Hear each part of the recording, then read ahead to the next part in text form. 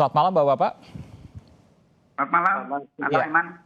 Saya ingin menanyakan dulu bahwa ada video yang viral yang kemudian dilakukan penyekatan salah seorang dari Bangkalan lalu dites positif dan kemudian kabur ke Surabaya. Benarkah demikian?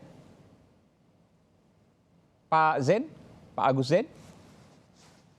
Oh, jadi kalau penyekatan yang pertama yang dilakukan di wilayah Surabaya, itu kan tidak mewakili masyarakat Bangkalan. Karena Madura ini ada 4 wilayah kabupaten. Kita belum mendengar bahwa yang kabur itu adalah masyarakat Bangkalan. Karena belum mengkonfirmasi. Meskipun pos penyekatannya di Bangkalan informasinya, betul demikian? Oh, kalau hari ini iya, kalau yang kemarin belum. Hari ini ada pos. Kita melakukan. Iya, ada portal untuk penyekatan di wilayah Bangkalan. Oke, apakah Bapak juga mendengar bahwa ada beberapa atau satu orang atau mungkin beberapa orang yang positif tapi kemudian dia kabur? Ya, belum ada laporan. Belum ada laporan kita. Baik. Apa yang terjadi di Bangkalan, Pak Agus? Naik dalam satu hari 6 kali lipat. Ya, jadi ini kan pandemi ya. Pandemi ini butuh masa inkubasi 14 hari. Kita sudah memprediksi sebenarnya dengan adanya libur lebaran kemarin itu. Oleh karena itu sebelum pelaksanaan liburan itu kita sebenarnya sudah melakukan imbauan.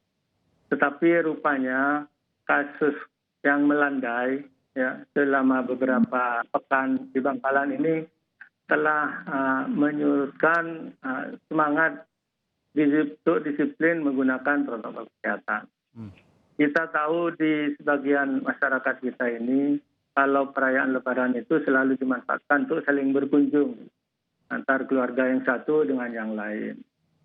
Saya bisa pastikan mungkin di kegiatan-kegiatan seperti ini mereka abai terhadap protokol kesehatan.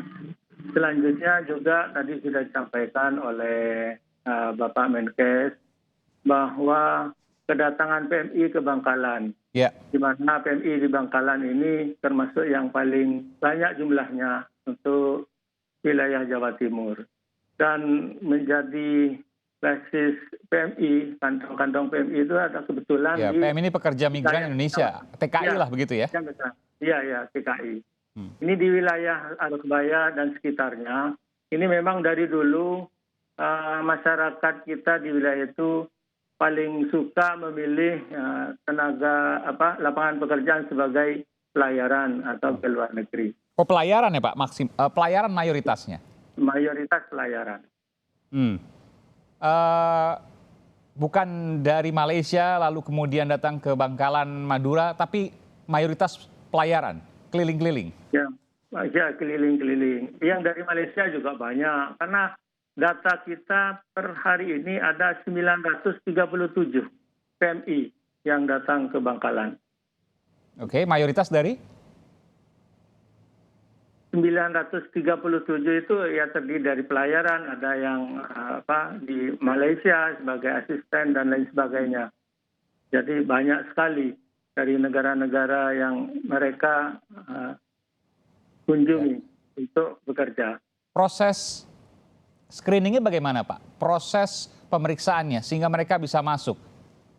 Sebenarnya kan kita sudah mengikuti aturan dari pemerintah provinsi ya maupun pusat. Kedatangan mereka sudah dilakukan isolasi di Surabaya 2 hari, kemudian di Bangkalan juga 3 hari. Tapi kita kan tidak bisa memastikan seperti apa penyakit itu bisa nempel pada Tunggu sebentar Pak, ini kan proses screening, proses penapisan. 3 hari apa cukup?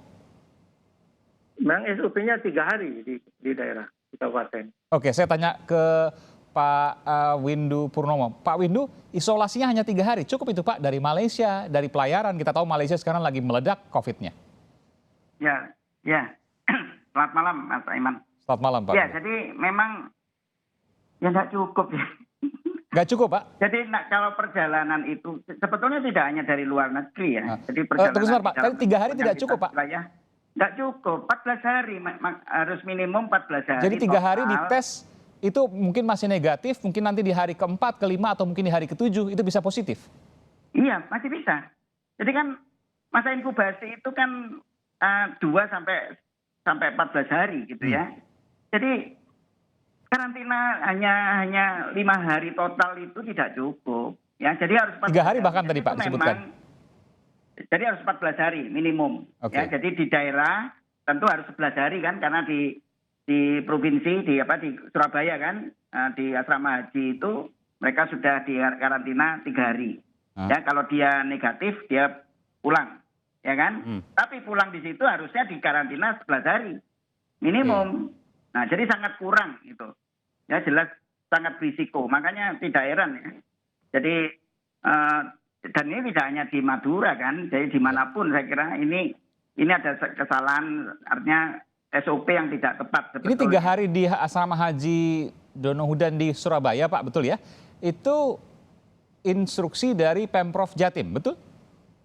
Iya, jadi di provinsi memang 3 hari, betul ya. Dan itu nanti mereka boleh kembali ke daerah itu kalau mereka dites di swab testnya dia negatif, ya baru boleh kembali. Tapi seharusnya di daerah harus ditambah 11 hari. Jadi nggak bisa. Dan itu ada aturannya juga? Besar kan gini, ini saya tentu kalau soal aturan itu mestinya adalah Satgas Pusat itu ya, seharusnya yang memberikan aturan itu kan ya. Tetapi ini saya bicara dari segi teorinya. Jadi harus minimum ya yang namanya karantina itu dari perjalanan lintas wilayah. Jadi sebenarnya tidak hanya dari luar negeri ke sini, tapi antar wilayah misalnya dari DKI ke Surabaya pun harusnya. Ya, karena itu lintas batas. Harusnya 14 hari. Oke, saya tanyakan ke Pak Agus Zain dulu. Pak Agus Zain, nah itu tidak jadi cukup. 3 hari kan instruksi dari Pemprov Jatim. Lalu setelah 3 hari dari asrama haji, Pak Agus, itu kembali ke daerah masing-masing di Bangkalan tanpa ada isolasi lagi? Ya, kita isolasi kan di Bangkalan, kita siapkan tempat khusus untuk isolasi selama 3 hari. Tentu mereka kita cek kesehatannya, juga dites lagi. Selama 3 hari. Jadi begini Pak, saya harus tanya dulu Pak, biar supaya jelas ini Pak. Jadi 3 hari di asrama haji Surabaya, ini kepulangan dari luar negeri ya, apakah itu pelayaran, apakah itu kemudian juga kerja di Malaysia, 3 hari di Surabaya, lalu 3 hari lagi di Bangkalan. Ya. Setelah itu bebas pulang. Setelah itu ya kita cek sebelum pulang itu. Jadi kalau hasilnya positif, negatif, ya kita lepas mereka. Oke, itu 3 hari di Bangkalan, instruksi dari Pemkab Bangkalan? Bukan, ini sudah SOP ketentuan pemulangan PMI. Dari? Karena untuk pemulangan PMI itu kan ada satgasnya, ada satgas tersendiri. Dari BNP 2 TKI? Jadi dari provinsi kita menerima instruksinya seperti itu. Oke, jadi ini dari provinsi, jadi 3 hari di Surabaya, 3 hari di lokasi kabupaten atau kota tempat dia berada, begitu ya? Ya. Oke, Pak Windu, ada komentar di sini? Ya, jadi itu SOP yang tidak tepat, ya. Dan saya tahu ya bahwa sebetulnya Satgas Pusat itu ya, itu jadi juga, salah dong Pak Windu, sebentar. Ini semuanya salah dong Pak, kalau seandainya begini nggak aneh naik angkanya. Betul. Memang itu akibat dari SOP yang tidak sesuai dengan teori, ya, dengan teori sesungguhnya tidak sesuai dengan karakteristik dari virus COVID-19 ini. Gitu. Oke, nanti kita akan lanjutkan setelah jeda, Pak Agus Zain dan juga Pak Windu. Kami akan segera kembali saat lagi. Ada temuan yang menarik dari apa yang kita perbincangkan hari ini. Nanti kita akan lanjutkan kembali sesaat lagi selepas jeda. Pak Agus, saya ingin kembali buka Pak. Bagaimana ketika ada pekerja migran Indonesia, apakah itu TKI ataukah itu pelayaran ya, yang baru datang dari luar negeri, kemudian ingin kembali ke Bangkalan. Bagaimana prosesnya Pak? Bagaimana prosedurnya? Baik, jadi begini yang saya ketahui. Pertama, dinas terkait, yaitu Dinas Tenaga Kerja, itu mendapatkan konfirmasi dari provinsi. Data jumlah kedatangan PMI per tanggal sekian, jumlahnya sekian. Nah, kemudian di SOP saya luruskan bukan 3 hari yang di provinsi itu 2 hari. Oke. Buktinya Malah 2 hari. Ya, setelah 2 hari itu hasil tesnya negatif, kita bisa menjemput dan Pemkab wajib menjemput itu. Yang jemput Pemkab atau keluarganya, Pak? Pemkab. Oke. Kita pakai transportasi dinas tersendiri di sana. Ya. Setelah sampai di kabupaten, di daerah, mereka kita masukkan isolasi. Nah, dan baru bisa pulang setelah 3 hari itu, setelah hasil tes berikutnya itu negatif. Hari ini kita juga kedatangan 17. Sebentar Pak. Jadi 2 hari di provinsi, 3 hari di kabupaten. Koreksi itu Pak ya? Ya. Oke, jadi total 5 hari. 5 hari. Bukankah masa inkubasi virusnya 14 hari Pak? Ya, yang kita tahu kan seperti itu. Tapi kita kan tidak mungkin menahan mereka sampai 11 hari kalau tidak ada dasarnya. Itu kan secara teori memang 14 hari. Iya. Prakteknya di lapangan ini harus ada legalitas. Oke. Jadi setelah 5 hari tadi total, mereka dijemput keluarganya di Kabupaten Bangkalan untuk kembali ke rumahnya masing-masing. Ya, benar. Meskipun ada resiko dan yang terjadi hari ini adalah naik 6 kali lipat. Itu angkanya, itu sebuah fakta. Saya ingin ke Pak Windu. Pak Windu, tadi disampaikan nggak mungkin juga 14 hari. Karena mungkin Bapak mau mengatakan ada sisi psikologis yang bersangkutan, ada juga mungkin biaya yang harus dikeluarkan Pemkab. Apa yang menjadi solusi ini, Pak? Jadi begini, daerah tidak salah ya. Daerah tidak salah. Ya tadi saya keliru tentang lamanya di Surabaya. 2 hari, 2 dan 3. Daerah nggak salah. Karena protapnya sampai kemarin-kemarin itu memang hanya 5 hari. Ya kan, jadi mereka tidak punya dasar untuk menahan sampai 14 hari. Ini kan yang menyediakan protap itu kan adalah Satgas Pusat. Dan 2 hari yang kemarin baru berubah ya. 2 hari ini ya Satgas Pusat mengubah total yang 5 hari tadi sekarang menjadi 14 hari sekarang baru diubah gitu, baru sadar ya kesalahannya bahwa sekarang PMI akan dikarantina selama 14 hari. Jadi di provinsi berapa, di kabupaten berapa, Pak?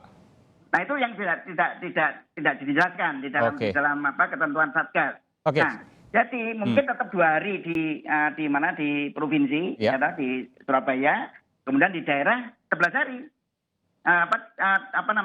Bukan 11 hari, berapa itu? Kalau 2 hari berarti 12 hari, Pak. Nah, gitu. Iya, saya ke Pak Agus. Pak Agus sudah mendengar soal itu, ada perubahan dari Satgas Pusat bahwa sekarang 14 hari total, Pak. Saya tadi sore ketemu dengan Kepala Dinas Natar, belum ada informasi tentang itu. Belum sampai ke daerah informasinya. Jadi ada berapa hari ini yang datang, Pak, ke Bangkalan? Hari ini ada 17. 17? 15. Yang masih ada di Balai Latihan Kerja, tempat isolasi PMI ini ada 17 orang. Oke, itu di Bangkalan, Pak ya? Ya. Yang di Surabaya dan menuju ke Bangkalan, Bapak udah dapat informasinya? Belum.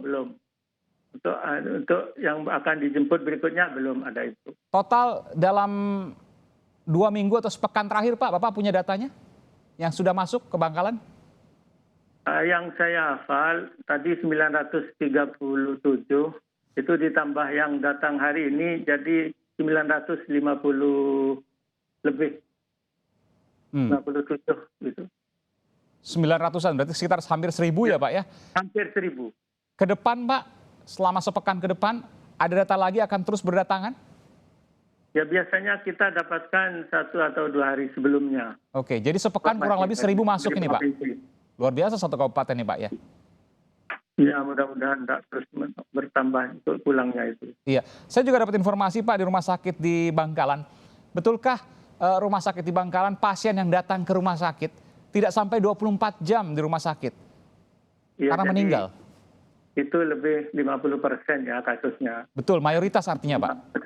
Iya, jadi mereka datang ke rumah sakit itu dalam kondisi yang sudah parah. Karena perawatannya tidak sampai 24 jam. Dan kemudian meninggal? Kemudian meninggal. Apakah ada kecurigaan strain baru? Ya, kita tidak punya kapasitas ya, karena itu harus uji lab dan lain sebagainya. Sudah minta usulan Pak mungkin ke provinsi dan lain sebagainya?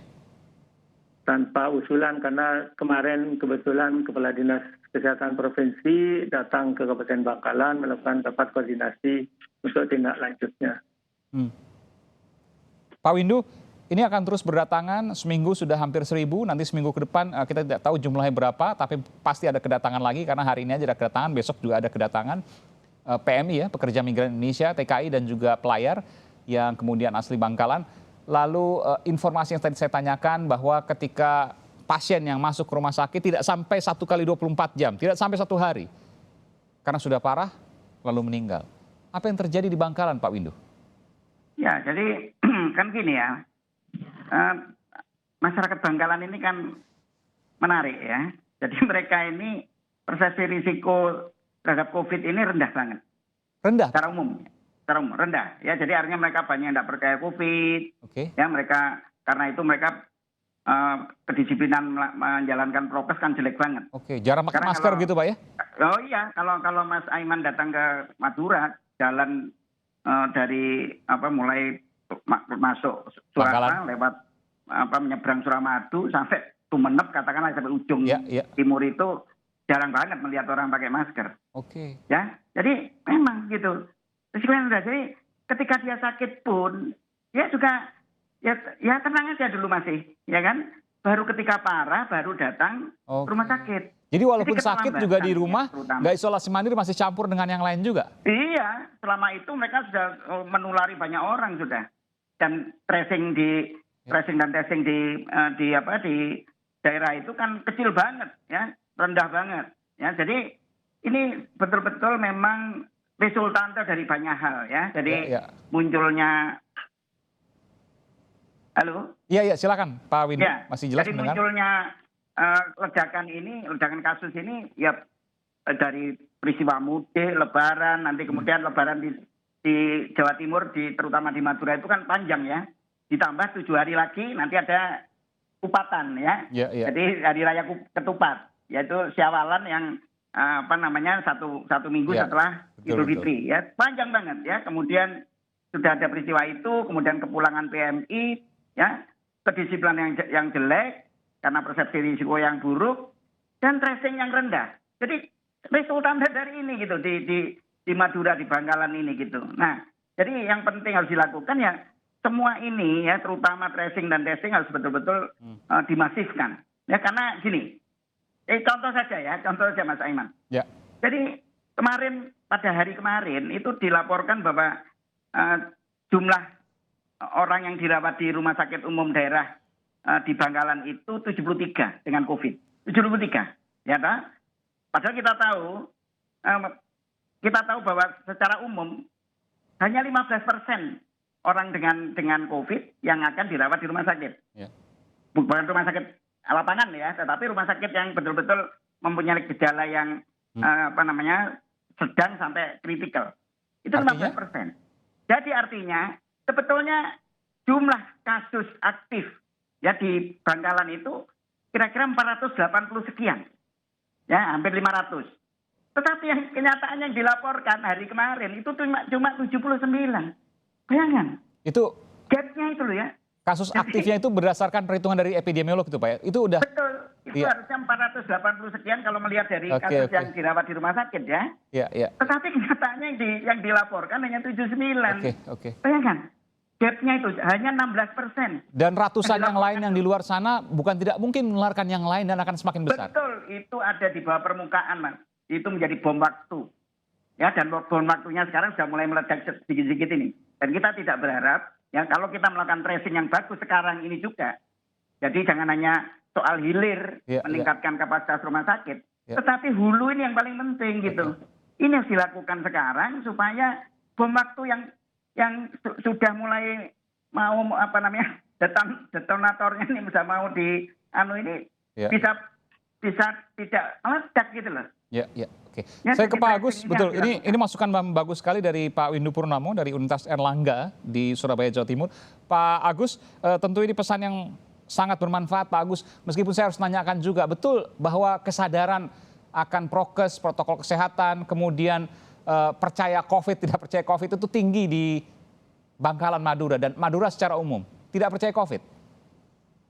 Jadi bisa kita sedikit dari awal, memang kita menghadapi kendala trust ya dari masyarakat. Oke. Itu bukan semata-mata karena keyakinan, tapi karena memang akses informasi sekarang ini luar biasa. Kemudian literasi terhadap bagaimana mengelola informasi ini kan harus kita akui secara umum masyarakat kita. Iya betul. Juga. Maksudnya gini Pak, Bukan Bapak mengatakan akses informasinya begitu luas, tapi kemudian yang diterima yang salah, yang sesat, begitu? Ya, jadi kalau tadi yang disampaikan Pak yang dari UNER itu Ya, kan Pak Windu. indikator teoritis ya secara ilmiah. Nah, pemerintah ini Satgas kan bekerja atas dasar dalam basic administratif ya. Ya. Jadi yang kita laporkan ya yang memang kita tes, hasilnya kita tes itu. Ketika tidak banyak hasil tesnya ya karena memang tesnya kurang maksimal. Itu harus kita akui. Kenapa kurang maksimal Pak? Ya jumlah masyarakat kita Bangkalan ini kan 1 juta ya. Iya. Kalau bisa maksimal kan tidak seperti tadi disampaikan, ini paling tidak ukurannya tracing itu kan 30, 25. Artinya kejujuran masyarakat ya Pak, mereka nggak ngaku kontak misalnya? Iya, yang pasti itu kita di lapangan tidak serta-merta bisa memaksa mereka. Iya. Karena mereka mengakunya nggak kontak, padahal kontak. Ya, jadi kondisinya itu di kota dan di pedesaan itu sangat berbeda. Gitu. Iya. Di pedesaan itu. Ya, tentu ini menjadi tantangan juga untuk pemerintah Kabupaten di Bangkalan yang ya terus bekerja keras meskipun ada ancaman di depan Pak, tadi dikatakan oleh Pak Windu, detonator, mudah-mudahan jangan sampai meledak lebih besar lagi. Ya, mudah-mudahan. Apa yang dilakukan Pak? Karena kita nggak bisa kemudian berpangku tangan bahwa ia tidak kontak erat, padahal kontak erat misalnya, tapi yang bersangkutan tidak jujur sehingga menularkan yang lain. Bagaimana solusinya? Kalau yang kejadian yang sekarang ini setelah Lebaran ini kan memang kita tangani dengan serius. Kemarin kita sudah melakukan tracing, kemudian tes swab secara masif ke wilayah kecamatan. Dan hari ini juga kita menurunkan 3 tim di kecamatan. Tes acak Pak? Iya, kan begini. Sudah dilakukan tes acak? Ya dilakukan, acak dilakukan. Tapi harapannya semua yang terkait dengan hasil itu kita tes semua. Baik. Terakhir Pak Windu, waktunya singkat karena sudah habis sesungguhnya, tapi saya ingin tanya, apa solusinya Pak? Karena ini terkait dengan kejujuran orang yang kontak erat tapi ngakunya nggak kontak.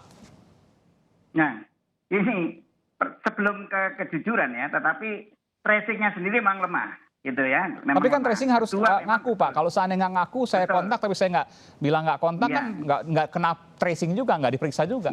Betul. Jadi mereka ini kan karena mereka mengapa begitu tidak berbohong, tidak mengaku karena persepsi risikonya rendah ya. Jadi artinya mereka nggak ngerti bahwa dengan dia tidak mengaku itu meningkatkan risiko bahwa dia akan bisa nulari orang lain kan. Lalu solusinya gimana Pak Windu? Nah, ini terus-menerus harus dilakukan ya, komunikasi publik tentu ya, komunikasi publik dari pemerintah daerah, Satgas, terhadap masyarakat. Dengan menggunakan berbagai macam media ya, termasuk para tokoh masyarakat, tokoh agama. Karena orang di daerah Madura itu sangat percaya pada para tokoh masyarakat, ya, para ulama, ya. Jadi mereka diikutsertakan. Jadi kita pegang para ulama yang memang persepsi risikonya sudah bagus, ya, untuk bisa turun ke lapangan gitu. Ini terobosan yang menarik Pak. Ini masalah komunikasi aja sebenarnya ya.